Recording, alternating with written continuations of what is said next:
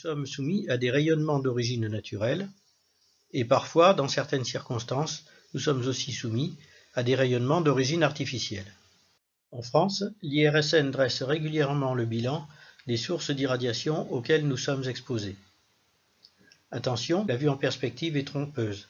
En effet, on remarque que les irradiations médicales représentent 35% de l'ensemble des irradiations que nous subissons. C'est donc une part plus importante que celle liée au radon, qui est une exposition naturelle, mais qui ne représente que 32%. Les sources d'exposition naturelle auxquelles nous sommes soumis ont 4 origines distinctes. Il y a le rayonnement cosmique, qui nous vient de l'espace, le rayonnement tellurique, qui provient de la radioactivité des sols, le radon, qui se concentre dans les cavités souterraines et dans les maisons, et enfin, l'eau et les aliments. Le rayonnement cosmique provient de l'espace. Il prend son origine principalement dans le Soleil, mais aussi dans des phénomènes lointains du cosmos, comme les pulsars ou l'explosion d'étoiles. Il est surtout composé de protons, pour 85%, de noyaux d'hélium, qui sont des particules alpha, et d'électrons.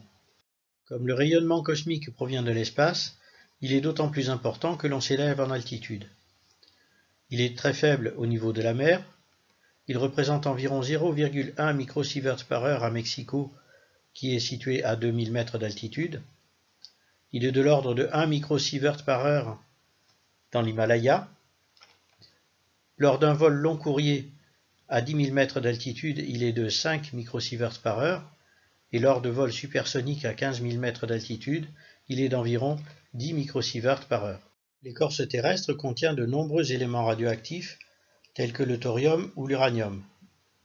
Avec leurs produits de filiation, ces nucléides sont responsables du rayonnement tellurique. Celui-ci conduit surtout à une irradiation faible externe, liée au rayonnement gamma, aussi bien à l'intérieur qu'à l'extérieur des bâtiments. Le radon est un gaz radioactif qui fait partie de la descendance de l'uranium. C'est dans les régions granitiques que l'on en trouve les plus fortes concentrations, comme l'indique cette carte. Il se mêle à l'air que nous respirons et provoque donc une irradiation interne des populations. L'eau et la plupart des aliments que nous consommons contiennent des éléments radioactifs dans des proportions variées. Parmi eux, on trouve souvent du potassium 40. Celui-ci fait partie de la chaîne alimentaire et il y restera à l'échelle de l'humanité, vu sa période très longue, supérieure aux milliards d'années. Il arrive que les eaux thermales soient elles aussi radioactives, dans des proportions variées, comme l'indique ce tableau.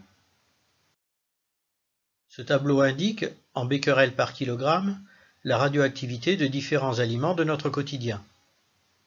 Il faut toutefois le manipuler avec précaution, car si nous pouvons consommer quotidiennement plusieurs centaines de grammes de pain blanc, notre consommation de thé se limite souvent à une quantité de l'ordre du gramme. Comme l'indique cette diapositive, la radioactivité naturelle est également présente dans la quasi-totalité des éléments qui nous entourent. Aux sources d'exposition naturelles qui nous entourent s'ajoutent aussi des sources artificielles. Celles-ci sont de deux sortes, les actes médicaux et, à un degré nettement moindre, des pollutions industrielles. Ce sont les radiographies et les scanners médicaux qui constituent l'essentiel des irradiations médicales. Il a été estimé en 2015 que celles-ci avaient délivré en moyenne plus de 1,6 millisieverts par an et par habitant en France. C'est la radiographie conventionnelle qui représente le plus grand nombre d'actes, suivie par la radiographie dentaire, puis, à un degré moindre, par la scanographie. Par contre, en termes de doses délivrées aux patients, on voit que la scanographie est la technique la plus irradiante, alors que la radiographie dentaire délivre des doses quasiment insignifiantes.